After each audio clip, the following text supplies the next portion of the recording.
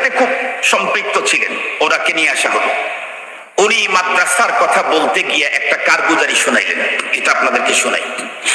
উনি বলেন যে একদিন আমার বাসাতে ডিস্ট্রিক্ট লেভেলের একজন সরকারি বড় কর্মকর্তা আমার বাসায় আসছে। এসে আমাকে জিজ্ঞাসা করতেছে যে স্যার আপনার ছেলে মেয়ে কয়টা? তো উনি বলেন, আমি বললাম যে আমার ছেলে মেয়ে তো 4টা ছেলে। তো কি করে স্যার? আমার 4টা ছেলে মাদ্রাসায় পড়ে। এ কথা বলতেই ওই ভদ্রলোক সরকারি বড় কর্মকর্তা সে বলল, স্যার আপনি এটা কি করলেন? 4টা ছেলেকে মাদ্রাসায় দিলেন। আরে জানাজা পড়ানোর জন্য তো 4টা লাগে না, একটা হলেই তো যথেষ্ট। জানাজা পড়ানোর জন্য তো 4টা লাগে না, 4টা হলেও তো জানাজা পড়াইতে পারবে না। 4টা কি জানাজা পড়াইতে পারবে? আমার আব্বার আমরা 8 ছেলে, 8 ভাই আলেম। আব্বা ইন্তেকাল করেছেন, 8 ভাই কি জানাজা পড়াইছি? জানাজা তো পড়াইছে একজন। এমনকি খাতটাও তো 8 জন নেওয়া লাগে নাই, 4 জন হলেই নিতে পারছে। তো বলতেছে আপনার জানাজা পড়ার জন্য তো একটাই যথেষ্ট ছিল, আপনি এটা কি করলেন স্যার? তো উনি মুস্কি হাসিতে বলছেন যে কি করছি না করছি এটা তো এখন বুঝাইতে পারবো না, আপনি এমনি বুঝবেন কিছুদিন পর। না স্যার আপনি অনেক ভুল করেছেন স্যার, দেখেন একটা ছেলেকে রেখে আর গুলাকে অনেক কি সুন্দর দেখতে, বড় ফাইন মেধাবী। আমার একটা ছেলে স্যার, আমি ওকে তো দেশে পড়ায় এখন বিদেশে পাঠিয়ে দিয়েছি। স্যার আপনার ছেলেরা কত টাকা মাসে ব্যয় করে? তো বলছে না খুব বেশি লাগে না, 1200-1400 টাকা 1500 টাকা হলেই আমার এক ছেলের 1 মাসের ব্যয় হয়। কইলা হাওলা ওয়ালা কুওয়াতা ইল্লা বিল্লাহ, মাত্র 1200?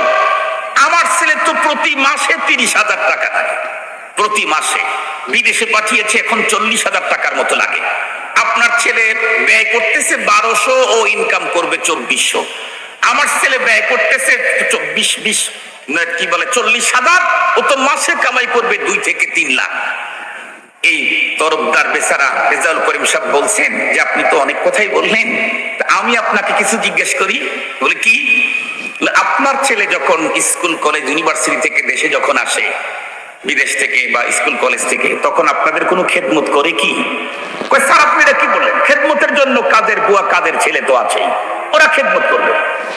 উনি তখন বললেন, আমার ছেলেরা মাদ্রাসা থেকে আসার পরে আমার কাপড় পরিষ্কার করে, ওর আম্মার কাপড় পরিষ্কার করে, ক্যালেন্ডার করে সুন্দর করে রেখে দেয়, আমার মাথায় তেল মাখায় দেয়, ওর আম্মুর মাথায় তেল দিয়ে দেয়। ওরা বলে স্যার এটা তো কোনো দরকার নাই, এটা তো কোনো দরকার নাই, কারণ এটা তো এটার জন্য তো কাদের ছেলে অনেক আছে, আমার এটা কোনো দরকার নাই স্যার। আপনি দেখেন একটা ছেলেকে ফিরে নিয়ে আসা যায় নাকি? উনি শেষ পর্যন্ত কি বুঝাবেন ওনাকে? ওনাকে বললেন ঠিক আছে আপনি আপনার কাজ করেন, আমি আমার কাজ করি, কোনো একদিন হয়তো আপনি নিজের থেকেই উত্তর পেয়ে যাবেন, আমি আর উত্তর দিতে চাই না।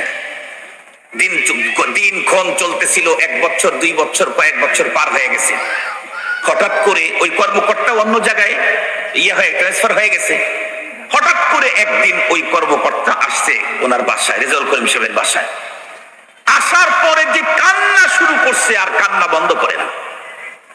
রেজাউল করিম সাহেব বলেন, আমি তাকে এত বুঝাইছি কিন্তু সে আমার বুঝ দিচ্ছে না, সে একদম বুক ফাটা কান্না। আমি অনেক বুঝ দেওয়ার পরে তাকে জিজ্ঞাসা করলাম, আপনার মতো একজন প্রথম শ্রেণীর শিক্ষিত মানুষ, মানুষের জীবনে দুঃখ বেদনা এগুলো আসবেই, সবর করতে হবে, স্বাভাবিক থাকতে হবে। উনি তখন বললেন, আসবে, কিন্তু আমার উপরে যেটা এসেছে এটার চাইতে, এ জাতীয় মুসিবত পৃথিবীতে বেঁচে থেকে আসার চাইতে এর জন্য আমার মরণটাই শ্রেয় ছিল। এই কথা বলতেই উনি চমকে উঠলেন। উনি বলেন, আমি ভাবতেছিলাম না জানি কি হলো, তো জিজ্ঞেস করলাম কি হয়েছে। উনি তখন উত্তর করলেন, স্যার ওই যে আজ থেকে অনেক বছর আগে আমার ছেলে আর আপনার ছেলের ব্যাপারে কথা বলতেছিলাম, মনে আছে নাকি? উনি বললেন, হ্যাঁ আমার তো মনে আছে সেই কথাগুলি। স্যার আপনি তখন বলেছিলেন না যে সময় উত্তর দেবে, আমি আর কিছু বললাম না। সময় আমাকে এমন উত্তর দিয়েছে, এই জাতীয় উত্তর পাওয়ার জন্য